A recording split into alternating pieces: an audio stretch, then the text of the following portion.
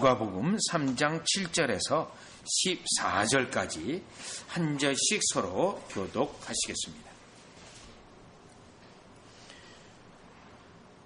요한이 세례받으러 나오는 무리에게 이르되 독사의 자식들아 누가 너희에게 일러 장차 올 진노를 피하라 하더냐.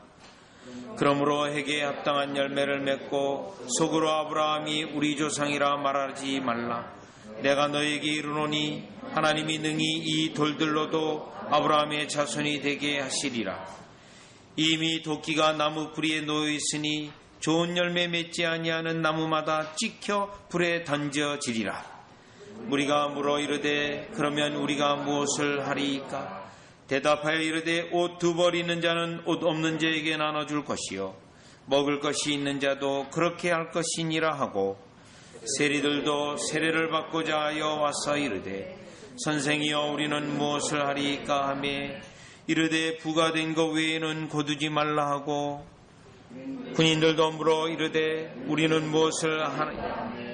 이르되 사람들에게 거짓으로 고발하지 말고 받는 금료를 족한 줄로 알라 하리니라. 아멘. 자, 오늘 본문은 이제 드디어 세례 요한이 사역을 시작하게 되었고, 그 세례 요한에게 세례를 받으러 오르는 여러 많은 사람들을 보게 됩니다. 여러분들이 그래서 7절에 보면 요한이 세례를 받으러 나오는 무리에게, 요 무리라고 되어 있는데 요 마태복음에는 바리새인들에 대해서 하는 말로 되어 있습니다. 아마도 그래서 바리새인도 있었고 또 그 바리새인 앞에 무리들도 있었던 걸로 보입니다. 그리고 또 10절에 보면 무리가 물어 이르되 다시 무리가 언급이 되어 있고, 12절에 보면 세리가 언급되어 있고, 14절에 보면 군인들도 물어 이르되 군인들이 언급되고 있습니다. 자, 이 본문을 보면서 많은 사람들이 세례를 받으려고 세례 요한에게 왔는데 여러 종류의 부류의 사람들이 나왔던 것을 볼 수 있습니다. 그런데 오늘 본문 전체의 주요한 내용은 세례 요한이 이들에게 책망을 했고, 사실상 이들에게 세례를 베푸는 것을 거절을 하고 세례를 베풀지 않은 것으로 여겨지는 그 본문으로 우리는 볼 수 있습니다. 그러면서 세례 요한은 세례를 받으러 온 그들에게 세례 베풀기보다는 책망으로 일관하고 있는데, 그러면 왜 세례 요한이 세례 베풀기를 거부했고 왜 책망으로 일관하고 있는가? 여러분, 여기서 세례 요한의 사역을 먼저 중심으로 살펴보아야 되는데, 세례 요한은 여러분 오늘 본문은 아니지만 3장 16절에 보면 세례 요한의 가장 중요한 직무는 예수님을 증거하는 겁니다. 자기를 나타내는 것도 아니고 자기가 세례를 베풀고 많은 사람에게 유명해지고 그런 목적이 아니고 오직 예수님을 증거하는 목적이 있는데, 16절에 보니까 이렇게 말합니다. 요한이 모든 사람에게 대답하여 이르되 나는 물로 너희에게 세례를 베풀거니와 나보다 능력이 많은 이가 오시나니 나는 그의 신발끈을 풀기도 감당하지 못하겠노라. 그는 성령과 불로 너희에게 세례를 베푸실 것이요. 이렇게 되어 있습니다. 그러면 그 앞에 있는 이 본문을 이 16절과 연결해서 볼 때 지금 세례 요한이 이들에게 세례를 거부하고, 너희들은 지금 세례를 받는다고 하지만 회개를 할 수 있는 상태가 아니다. 너희들은 지금 회개할 수 있는 그러한 은혜의 상태도 아니고 회개하려고 세례를 받으러 오지만 사실은 회개에 합당한 열매를 맺을 수도 없고 회개의 증거도 너희에게 찾을 수 없다라는 말입니다. 그러면 어떻게 해서 회개할 수 있는가? 그것은 오직 이 16절에 있는 것처럼 예수님으로 말미암은 성령과 불로 세례를 받을 때 그때 회개할 수 있다라는 것입니다. 그러면 이 본문을 우리는 어떻게 해석해 볼 수 있냐면, 실제로 우리가 회개할 수 있기 위해서는 어떠한 은혜들이 필요한가? 그리고 세례 요한이 이들에게 세례를 베풀지 않았던 이유는 그들에게 어떠한 상태이기 때문에 책망을 하고 세례를 베풀지 않았는가? 그 이유를 한번 살펴보려고 합니다. 자, 그러면 먼저 첫 번째로 7절에 보시면, 첫 번째는 이들이 회개가 불가능한 상태였던 가장 중요한 이유는, 이들이 하나님의 심판이 임박했다는 것은 알지만, 그것 때문에 두려워는 하지만 이 사람들은 자신들의 죄악을 구체적으로 깨닫지 못하고 있는 상태입니다. 그래서 이들은 회개할 수 없고, 그렇기 때문에 세례 요한은 이들에게 세례 베풀기를 거절했던 겁니다. 7절 보시면, 요한이 세례 받으러 나오는 무리에게 이르되 독사의 자식들아, 여기입니다. 여러분, 독사의 자식들이라고 책망을 했는데 정말 이 사람들은 자기들의 죄를 모릅니다. 그런데 세례 요한은 이들의 죄악을 지적하고 드러내고 있습니다. 이들의 죄악은 독사입니다. 독사라는 건 여러분 뭘 말하냐면 입에 독이 가득한 것을 말합니다. 그래서 입에 독이 가득해서 죽이려고 하는데 외형은 굉장히 착한 모습을 하고 있고, 또 이들은 외적으로 보면 상당히 선생님과 같이 행하고 때때로는 믿음이 있는 것처럼, 또 그 다음 8절에 보면 이스라엘의 진정한 백성처럼 흉내내고 있었다라는 것입니다. 그런데 이들은 자신들의 죄악을 전혀 보지 못하고 있었던 겁니다. 그 다음에 10절에 보시면, 우리가 이르되 그러면 우리가 무엇을 하리까? 자, 이들도 세례 요한에게 세례를 받으려고 나왔는데 그러면 우리는 무엇을 해야 됩니까? 라고 말할 때 11절에 세례 요한의 대답을 보면 이들도 자신들의 죄악을 보지 못하고 있습니다. 대답하여 이르되 옷 2벌 있는 자는 옷 없는 자에게 나눠줄 것이요 먹을 것이 있는 자도 그렇게 할 것이니라 하고, 자, 이들의 죄악은 탐욕스러운 삶을 살고 있습니다. 자기밖에 모르는 지극히 이기적이며 또 탐욕적인 삶을 살고 있었기 때문에 세례 요한이 이들에게 직접 옷 2벌이 있는 자는 나눠줘라, 또 먹을 것이 있는 자는 가난한 자에게 나눠주고 돌보라. 11절에 보면 누가복음에 여러 케이스들이 나오는데 특별히 부자 청년 간원이 나왔을 때 예수님도 똑같은 말을 했습니다. 예수님도 그 청년에게 너의 모든 사유를 다 팔아서 나눠주고 나를 쫓으라고 했습니다. 즉 그 청년의 가장 문제는 계명을 지키고 외형적으로 하나님을 사랑하고 이웃을 사랑하는 것처럼 보였지만 실제로는 자기밖에 모르는 탐욕에 있었던 그 청년이었는데, 세례 요한도 지금 이 무리에 대해서 이 말을 함으로 그들의 죄악을 지적했는데 탐욕을 지적한 겁니다. 결국은 이들은 자신들의 죄악을 못 보고 있었다는 겁니다. 그렇기 때문에 세례 요한은 이들에게 세례 베풀기를 거절했고 죄를 지적했던 겁니다.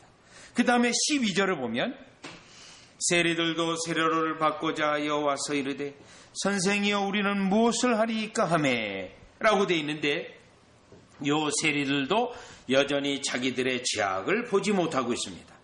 그래서 13절에 보니까 부가된 것 외에는 거두지 말라. 자, 이들은 뇌물을 받고 또 자기의 어떤 이익을 위하여 착복하는 그러한 자들이었는데, 그 당시 시대적으로 상황 속에서도 세리들을 죄인이라고 불렀는데 이들은 여전히 자신들의 죄악을 보지 못하고 있습니다. 그리고 14절에 보면 군인들도 물러 이르되 우리는 무엇을 하리이까 하며 이르되 사람에게서 강탈하지 말며, 군인들은 아예 무력을 가지고 빼앗았습니다. 또 거짓으로 고발을 했습니다. 그래서 그들도 탈취했던 겁니다. 하나님의 백성으로서 공의를 행해야 되는데 이들은 자기들의 직위를 이용해서 야같이 죄악을 저질렀는데, 세례 요한에게 세례를 받으러 나왔지만 여전히 자신들의 죄악을 보지 못하고 있음을 알게 됩니다. 여러분, 이 세례 요한이 이들에게 죄를 지적하면서 세례를 거부했던 것은 그들의 죄악을 보지 못했기 때문인데, 그러면 다시 3장 16절에 가서 우리도 마찬가지입니다. 우리도 우리 자신이 죄악을 알지 못하고 깨닫지 못하면 우리도 하나님 앞에 회개할 수가 없습니다. 때때로 교회 나가는 여러 교인들에게 질문을 합니다. 회개해야 됩니다. 죄악을 보아야 됩니다. 라고 말을 하면 너무나도 많은 사람이 제가 지금까지 나쁜 짓 안 해왔고 거짓말 안 했고 다른 사람 물건 탈취한 적이 없습니다. 그런데 내가 죄인이라뇨? 라고 반문하는 사람도 쉽지 않게 볼 수 있습니다. 아직 자신의 죄악을 보지 못하는 겁니다. 회개할 수가 없습니다. 그렇기 때문에 세례 요한이 지금 이들에게 세례를 베풀기를 거부했는데, 그러면 이들이 진정으로 회개케 하려면 3장 16절에 있는 것처럼 예수님으로 말미암아 또 예수님이 장차 사도행전 2장 이후로 성령을 부어주심으로 말미암아 그때 회개할 수 있는데, 3장 16절 다시 보시면 그는 성령과 불로 너희에게 세례를 베푸실 것이요, 이 부분입니다. 성령께서 오셔서 요한복음 16장에 있는 것처럼 8절에 있는 것처럼 죄에 대하여 책망하시고 우리의 악을 드러내시고 우리가 불의하다라는 것을 깨닫게 하시고 결국 하나님의 심판이 있다는 것을 깨닫게 하심으로 비로소 회개할 수 있다라는 것입니다. 따라서 오늘 본문 첫 번째로 깨달아 볼 수 있는 것은 지금 이들이 회개할 수 있는 상태가 아닙니다. 그 근원적인 이유는 죄악을 깨닫지 못하기 때문에 회개할 수 없는 겁니다. 그래서 이들에게 필요한 것은 지금 예수님의 은혜가 필요하고 예수님이 결국 이들에게 성령을 부어주시고 이들에게 깨닫는 영을 주셔야만 결국 회개할 수 있다는 것을 알게 됩니다. 그러면 여러분이 이 본문을 가지고 실제로 어떻게 적용할 수 있습니까? 때때로 여러분이 전도할 때 어떻게 적용할 수 있냐면 아직 죄악에 대한 각성이 없습니다. 그러면 여러분 그 영혼을 위해서 기도하는 수밖에 없습니다. 그 영혼에게 성령이 임해서 자신의 죄악을 보고 그 죄악 때문에 그리스도가 필요하다는 것을 그 영혼에게 임하게 하기 위해서 여러분이 성령님의 그 영혼에게 임하기를 기도하고 그에게 또 이 말씀의 은혜의 수단이 있기를 기도해야 하는 것이 우리 세례 요한의 사역을 통해서 보면 우리가 깨달을 수 있는 것입니다. 자, 그러면 다시 본문으로 들어오셔서 두 번째, 세례 요한이 이들에게 회개를 할 수 없는 상태임을 알고 죄를 지적했는데 두 번째 이유가 있습니다. 자, 3장 8절에 가보면 그러므로 회개에 합당한 열매를 맺고 속으로 아브라함이 우리 조상이라 말하지 말라. 이 부분입니다. 여러분, 이 부분은 로마서 2장하고도 연결이 되는데 로마서 2장에서는 유대인들이 우리는 하나님의 백성이요 하나님의 언약 백성이기 때문에 때때로 죄를 졌어도 하나님이 심판하지 않는다라는 잘못된 신학과 잘못된 생각을 가지고 있었습니다. 그런데 이 지금 세례 요한도 지금 이 사람들에게 이 말을 합니다. 속으로 아브라함이 우리 조상이라 말하지 말라. 아브라함이 우리 조상이고 아브라함의 언약 속에 우리가 있기 때문에 하나님이 결코 언약 백성을 버리지 않고 때로는 죄악을 진다 하더라도 우리를 심판하지 않는다. 이러한 생각을 세례 요한이 지적하고 있습니다. 여러분, 이 부분이 제가 로마서 2장이라고 했는데 한번 가서 확인해 보시면 로마서 2장 3절입니다. 로마서 2장 3절에 보면 결국 두 번째 그들이 회개할 수 없는 이유는 잘못된 가르침과 잘못된 사상과 잘못된 신학 때문에 이들이 회개할 수 없는 상태입니다. 그래서 세례 요한이 세례를 베풀기를 거절했던 건데요. 2장 3절이요. 이런 일을 행하는 자를 판단하고도 같은 일을 행하는 사람아, 유대인이에요. 내가 하나님의 심판을 피할 줄로 생각하느냐, 이겁니다. 하나님의 심판을 피할 줄. 왜요? 하나님의 언약된 백성이기 때문에, 유대인이기 때문에 하나님이 심판하지 않는다라는 생각을 이 유대인들이 하고 있는데 사도 바울이 아니라는 겁니다. 하나님이 유대인에게 있는 그 죄도 일일이 보시고 결국은 심판하신다라는 겁니다. 그러면 여러분 다시 지금 누가복음 3장 8절로 돌아와서 아브라함이 우리 조상이기 때문에 심판하지 않는다. 이러한 사상은 오늘날 이 시대에도 교회 속에 유행하고 있는 가르침이 있습니다. 도덕률 폐기론이라고 하는 가르침인데 어떤 가르침이냐면 우리 예수님이 십자가에 피 흘려 죽으심으로 우리의 모든 미래 죄까지 다 용서함 받았다라고 말하는 겁니다. 그러면 여러분 미래 장차 우리가 지을 죄까지 다 용서함 받았다는 거예요. 그러면 여러분 우리가 회개할 필요가 없습니다. 예수님 믿은 다음에 모든 장차의 미래 죄까지 용서함 받았기 때문에 회개하지 않아도 됩니다. 여러분 이러한 가르침이 도덕률 폐기론 속에 있는데 잘못된 오류입니다. 자, 이러한 오류가 들어가면 회개하지 않습니다. 왜요? 미래죄까지 다 용서함 받았기 때문에요. 그런데 여러분 이 말씀에 대하여 요한복음 13장 10절에 가보면 이미 목욕한 자는 발을 씻어야 된다라고 하는 예수님의 말씀이 있습니다. 여기 이제 목욕했다라는 것은 구원의 은혜의 회개가 있고 이 발을 씻는 것은 매일 회개를 하는 걸 말합니다. 이거를 우리가 보통 목욕탕의 비유라고 말하는데요. 여러분 이거예요. 목욕탕에서 목욕을 했습니다. 그리고 집으로 돌아오고 있습니다. 집으로 돌아오는 과정에 다시 진흙탕을 먼지길을 지나오기 때문에 집에 오면 목욕했음에도 불구하고 이 발이 더럽습니다. 그렇기 때문에 목욕했음에도 불구하고 다시 발을 씻어야 되는 거죠. 그거를 예수님께서 요한복음 13장에 인용하시고 이와 같이 차용하신 건데 매일 회개, 우리로 하여금 날마다 우리의 죄악을 돌아보고 돌아보는 것이 우리의 의무인 것을 말하는 겁니다. 그럼에도 불구하고 그들은 미래의 죄까지 용서함 받았기 때문에 회개할 필요는 없다라고 말하는 것은 오늘 누가복음 3장 8절에 잘못된 가르침으로 인하여 회개를 약화시키고 무너뜨리는 가르침입니다. 이 도덕률 폐기론주의자는 또 이러한 가르침이 있습니다. 신자에게 있는 죄를 하나님이 보지 않는다는 거예요. 이유는요, 우리가 의롭다 여김 받았기 때문에 그 이후에 신자에게 있는 죄를 하나님이 보지 않는다는 거예요. 이 가르침이 도덕률 폐기론에서 나오는 또 하나의 가르침인데 아닙니다. 우리 주님은 신자에게 있는 죄도 보십니다. 그리고 그 죄가 분량에 어떤 정도 이르렀다 하면 때때로 일시적인 심판인 징계도 행하십니다.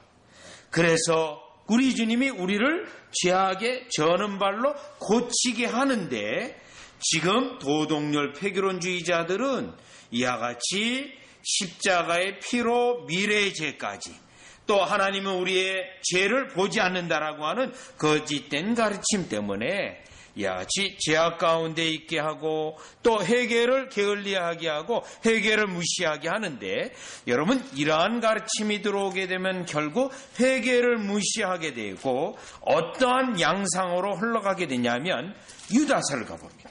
유다서 1장 4절이에요. 절대 회개 못합니다. 잘못된 가르침이 들어오면요. 이러한 가르침이요.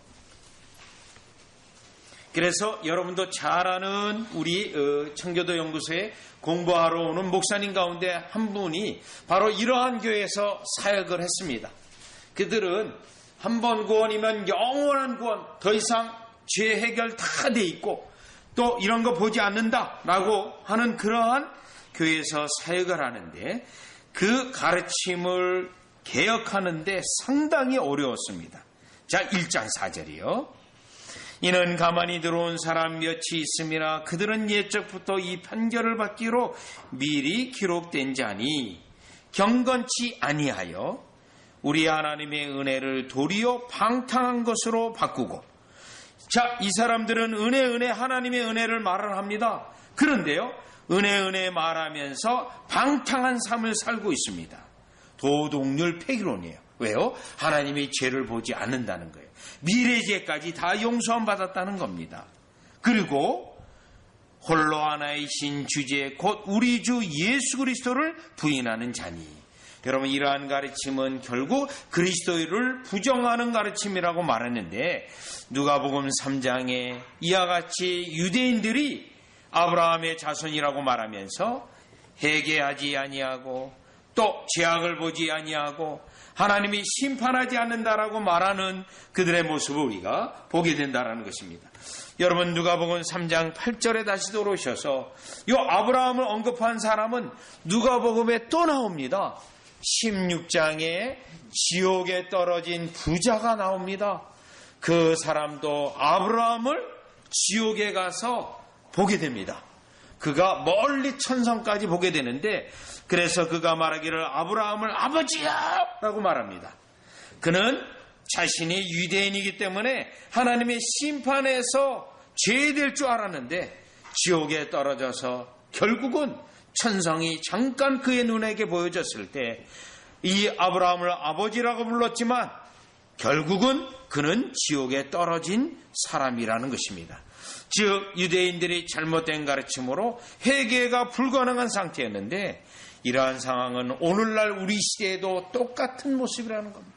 잘못된 가르침이 회개하지 못하게 하고 거짓말을 하고 계속된 죄악을 함에도 불구하고 내게는 전혀 하나님의 징계조차 없을 것 같이 살아가는 자들이 오늘 본문에 나타난 그들이 회개할 수 없는 두 번째 이유라는 것을 알 수가 있게 됩니다. 그래서 우리 주님은 다시 누가복음 3장 16절을 보면, 따라서 우리 주님은 이러한 영혼에게 하나님의 진노와 심판이 엄정하다는 것을 결국 성령의 역사로 또 예수님의 말씀으로 깨닫게 해서 회개케 하신다는 것입니다. 그러면 이제 마지막 세 번째인데, 누가복음 3장 8절과 또 9절을 보시면 반복되는 단어가 있습니다. 3장 8절과 9절인데, 그러므로 회개에 합당한 열매를 맺고, 여기 돼 있고요. 9절에 보면 좋은 열매 맺지 아니하는 나무마다. 자, 이들은 지금 회개할 수 없습니다.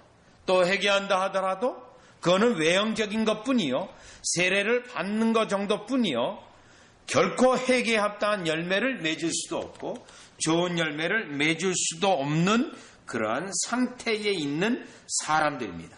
그래서 세례 요한이 세례를 거부했는데, 그렇다면 여러분 3장 16절로 다시 보시면 정말 회개에 합당한 열매를 맺고 좋은 열매를 맺어야 진짜 구원에 이르게 하는 회개인데, 그것은 지금 이 본문에 나와 있는 이 사람들 스스로의 힘으로는 불가능한 것입니다. 오직 3장 16절에 있는 것처럼 성령과 불로 세례를 주어야만 그들에게 가능한 것입니다. 그렇다면 이 원리는 여러분 고린도 교회를 가보면, 고린도 교회는 참으로 문제가 많은 교회였습니다. 고린도전서 5장에 보면 음행하는 자가 있었고요, 또 고린도전서 6장에 보면 법정 다툼이 있었고요, 8장에 가보면 우상 제물로 다툼이 있었고, 12장 14장을 가보면 은사로 인해서 내가 은사가 더 크다, 또 내 은사가 더 강력하다, 이런 것들로 싸움이 있었습니다. 아주 문제가 많은 교회였습니다. 그래서 사도 바울은 이 문제가 많은 교회에 편지를 2번이나 보냅니다. 그래서 우리에게 고린도 전서와 후서가 있는데, 이 고린도 전서와 함께 고린도 후서를 보면 사도 바울의 그 언급하는 말이 굉장히 강합니다. 아주 센 말로 하고 있는데, 고린도후서 7장을 가보시면 고린도후서 7장 8절이에요. 고린도후서 7장 8절로 가보시면 도무지 회개가 가능한 그러한 교회가 아니에요. 문제가 있는 교회입니다. 자, 그러면 이러한 교회가 진정으로 주님에게 돌아오는 회개가 있어야 되는데, 자, 이것을 위해서 7장 8절에 보면 사도 바울이 그들에게 강력한 책망을 했습니다. 8절이요. 그러므로 내가 편지로 너희를 근심하게 한 것을 후회하였으나, 얼마나 강력하게 말을 했는지 마음에 후회까지 들 정도로 강력하게 책망을 했습니다. 그런데요, 지금은 후회하지 아니함은 그 편지가 너희로 잠시만 근심하게 한 줄 아미라. 그 편지 책망이 그들로 근심하게 만들었고, 9절로 넘어가요. 내가 지금 기뻐함은 너희로 근심하게 한 까닭이 아니요 도리어 너희가 근심함으로 회개에 이른 까닭이라. 너희가 하나님의 뜻대로 근심하게 된 것은 우리에게서 아무 해도 받지 않게 하려 함이라. 그들이 회개하게 되었습니다. 그런데 그 회개는요, 10절이요. 하나님의 뜻대로 하는 근심은, 여러분, 너무너무 중요한 단어가 있어요. 후회할 것이 없는 구원에 이르게 하는 회개를 이루는 것이요. 여기 구원에 이르는 회개라고 되어 있습니다. 그러면 왜 사도 바울은 구원에 이르는 회개라고 했냐면, 구원에 이르지 못하는 거짓 회개가 있기 때문에 이거를 구별한 겁니다. 그러면 구원에 이르는 회개는 어떠한 열매가 있냐면, 요 11절이 바로 열매입니다. 11절이 7가지 열매가 있습니다. 보라, 하나님의 뜻대로 하게 된 이 근심이 너희로 얼마나 간절하게 하며, 여기 7개가 있는데 얼마나라는 단어도 7번 나옵니다. 그래서 용서의 은혜를 간절하게 하고, 얼마나 변증하게 하며, 내가 왜 이 죄를 졌지? 하고 죄에 대하여 다시금 짓지 않으려고 하는 결단이 있습니다. 얼마나 분하게 하며 죄에 대하여 아주 분노하는 마음이 있고, 얼마나 두렵게 하며 죄에 대해서 하나님의 심판이 얼마나 두려운 것인가를 깨닫고, 얼마나 사모하게 하며 하나님의 은혜를 사모하고요, 얼마나 열심히 있게 하며 하나님의 영광에 대한 열심이 있고요, 얼마나 벌하게 하였는가. 죄를 짓지 않기 위해서 자기 스스로를 벌하는, 오른눈이 범죄하거든 오른눈을 뽑아버리고, 오른손이 범죄하면 오른손을 잘라버리는 듯한 자기 자신을 벌을 내리는 그러한 열매가 나오는데, 이러한 열매가 곧 구원에 이르는 회개라는 것입니다. 다시금 여러분, 이 언급이 누가복음 3장 8절과 3장 9절에 회개에 합당한 열매가 지금 고린도후서에 나와 있는 것입니다. 또 회개에 합당한 열매가 지금 3장 9절에 좋은 열매를 맺는 것이 있는 겁니다. 그런데 이것은 우리의 힘이나 우리가 눈물을 흘리고 하나님 제 용서해 주세요 라는 그러한 고백으로 되어지는 것이 아니고, 오직 성령님의 역사로 그리스도의 은혜로 되어지는 것임을 우리는 깨닫게 됩니다. 지금 현재 세례 요한에게 세례를 받으러 온 그들은 이 은혜가 그들에게 없는 겁니다. 이 열매를 맺을 수 있는 상태가 아닙니다. 그래서 세례를 거부하면서 이들에게 진정으로 필요한 것은 성령과 불로 세례를 베푸실 그 예수님의 은혜가 필요한데, 우리에게는 이미 있는 은혜입니다. 우리에게 구원의 은혜를 베푸실 때 주시고 있는 은혜입니다.